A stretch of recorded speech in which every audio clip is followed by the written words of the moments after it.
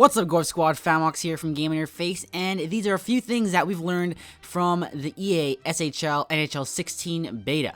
So first things first is that if we go to the menus, you can see that there will be no drop-in games for this year. If you want to play ESHL, you're going to need a club or a team to play with. Unlike last year, you can just, or not last year, obviously. Unlike the last versions of ESHL, where you could just jump into any game, play with randoms, that is no longer an option. Unless, of course, they add that in September. This is just a beta, but very unlikely that they add that. Next up is Fiddler. He is confirmed to be back in the hut, so we can all celebrate when we pull him. Number 3 is the club. Again, for club, there you can only have one club. So, and you can't have multiple clubs, but this one, the good thing is that there is no time frame. Like before, if you left a club, you have to wait a certain amount of hours. I think it was 24 hours until you could join another one. This time, you can leave and join back in or join another one. So you could pretty much run a few teams and you'll be fine as long as you keep on just, you know, have someone in there that'll accept your invite request every time and you'll be good to go.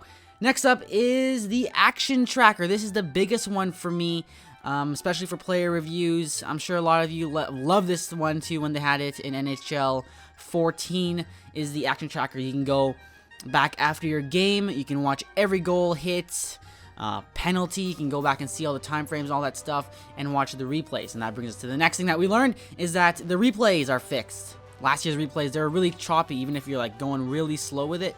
I'll show something on the screen right now of last year's replays where when you're going it's really weird, choppy, it hurts your eyes, and even if you press A to play it full speed, it would be choppy.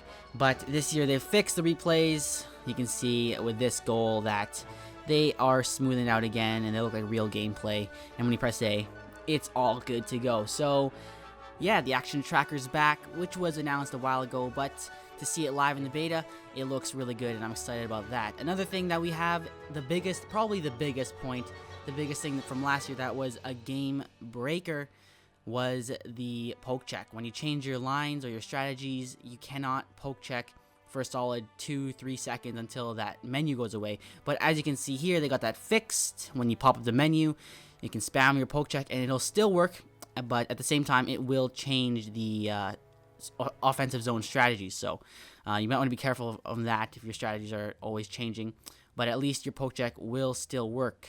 That's a big one, as that cost me a lot of games last year. We also learned that last year's goals are still very effective.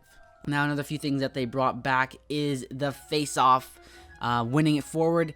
They took that out last year for some reason, but now you can press the left trigger or left bumper and up, and you can try to win the face-off forward. Of course, it's hard to do. I couldn't pull it off. I was trying to pull it off for a whole game so I could put it in this video, but I was unable to do that. Another thing they have is the offside leg drag, where when you're with a guy 2-0, instead of going offside, your guy will drop his leg back, stretch it out, and try to keep yourself onside. That's pretty cool animation they added back.